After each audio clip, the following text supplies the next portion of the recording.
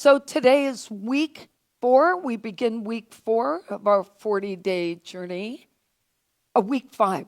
I can't count. Week 5 in our journey through Lent. We continue our efforts to transform our mind, our consciousness, our thinking. And of course, as I mentioned, we're talking about how to move forward with acceptance. And most of the time when we use the term acceptance, especially in the face of adversity, many of us feel like it means we're accepting defeat. If something's going really badly and we say, oh, I accept this, we feel defeated because in some way we say we're accepting what is in front of us that's negative, and that can't be a good thing. But actually nothing could be further from truth when we look at divine truth. Acceptance simply means we're surrendering to the flow of life without resistance and without anxiousness, without having a lot of anxiety over the fact that we have to move forward through something that is difficult and not always pleasant. Acceptance means that we are being active and conscious in our efforts to not align with just what's happening, but to align with divine order of what is happening. Because underlying all the muck is always the bigger picture of what we're here to live and experience. Has anybody here ever met a person in their life who did not ever have a challenge? Raise your hand. Okay, that's the end of my talk. No, I just want you to understand that none of us are on this earthly journey without a challenge. That's what we're here for. Our earthly journey is our life challenge.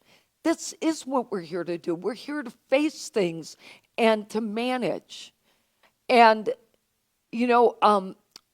my friend Tim Brinsko sent me a message this week that said, the giant in front of you is not as big as the God within you.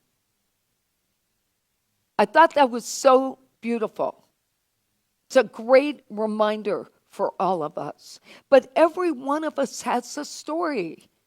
We could stop anyone in the grocery store and say, tell me about your life, and we'd hear all their stories because we all have one. We could probably stay in the sanctuary, lock the doors, spend a week together, and we wouldn't get through everybody's story. But regardless of who you are or how much money you earn or what job you have or what you think you've come in this life to do, you cannot avoid it. So why not accept it? We're not going to skip over any human experiences, but if we are going to learn to accept, we need some really good survival tools. Joseph Campbell wrote, one thing that comes out in myths is that at the bottom of the abyss comes the voice of salvation.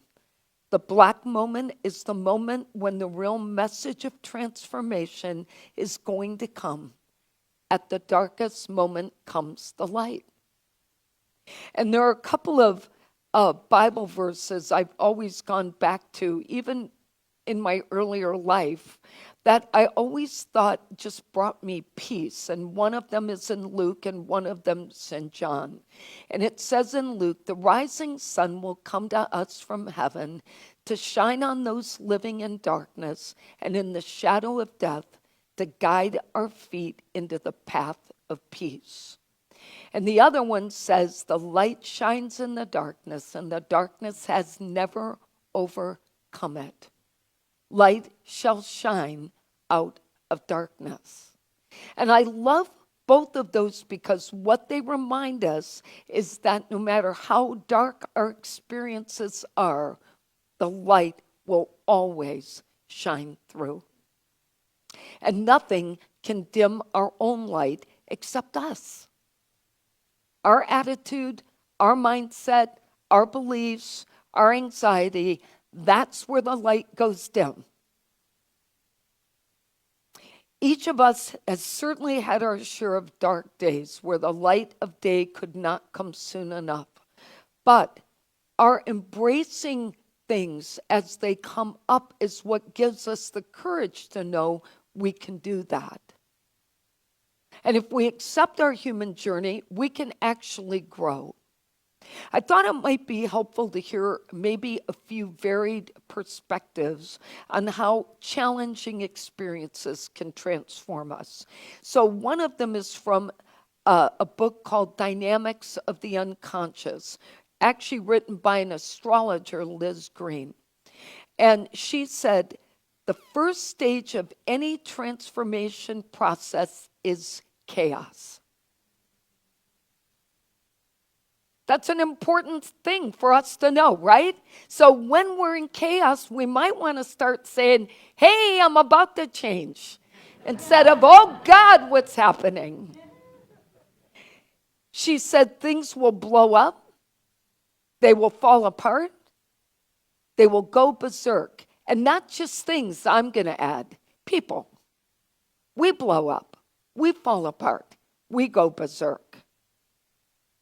American author and journalist and playwright Z. Budapest says, it is that turmoil that serves as the fertile soil necessary for the soul to find eternal wisdom, insights, and eventual peace of mind. Joan Borysenko, if you've never read her book, Fire in the Soul, it's an old favorite, and she gives us 3 possible outcomes in the darkness. She said, we have 3 choices. 1, we slowly put ourselves back together again and life goes on in the same overtly and vaguely unsatisfactory way that it did before. 2, we become so terrified, agitated, or depressed that we stay in the desert of mental illness. Or 3, we emerge transformed with a new strength, a new wisdom, and a new vision. Now, I'm going to ask you to pick which one you fall into. Don't tell me. But think about which one of those you fall in and why you're stuck. If you're stuck in that place of depression all the time, ask yourself why. What is it going to take for you to transform that thinking? If you keep finding yourself in the same circumstances and you're not growing from those, tell me why. Think about that. Why? What do we need in our lives to get that new strength, that new wisdom, that new vision? In an article entitled Healing is Hidden in the Shadows, Simon Vorster and Jennifer Langstone explain that our life lessons come from 2 sources. 1, experiences that we had in which we made choices, picking our friends, picking relationships, picking jobs, any decision we may have made. Decisions we actually took ourselves. And the second set of life lessons come from experiences and circumstances that we had no control over. Losing a loved one, being impacted, for example, by a pandemic. In either case, they tell us that we learn to embrace the shadow, invite the pain, and allow the darkness to teach us. Now think about that. If we could do that, if we could move forward, embrace what's happening, recognize the darkness we're feeling, but allow that pain to happen, and then think about, what are we learning? What can we learn? Who will we help because of this? And part of the reason I think we struggle with pain is that we're always resisting what's in front. Nope, I'm not doing this. Oh, I can't believe this is happening. It's this resistance and anxiety that constantly causes us such agony. Resistance is a natural human response. I get it. But that resistance is also the majority of our suffering. We are the cause of our own suffering. One attitude change and our suffering can end. One ending of the old story and suffering ends.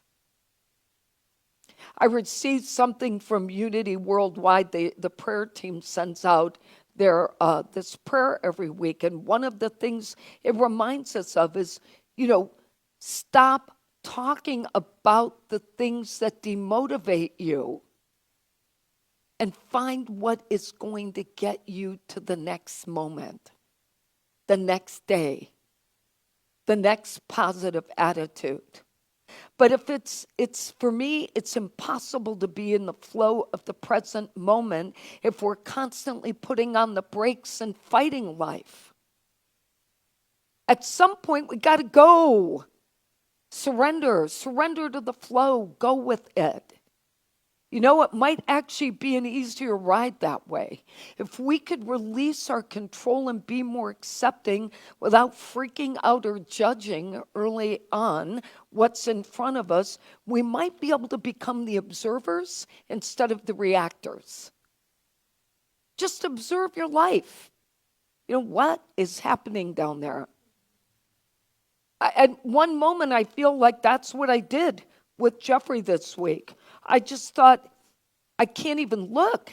I can't even look at him right now because I'm like, I can't believe what I'm seeing because I felt such pain for him and for us.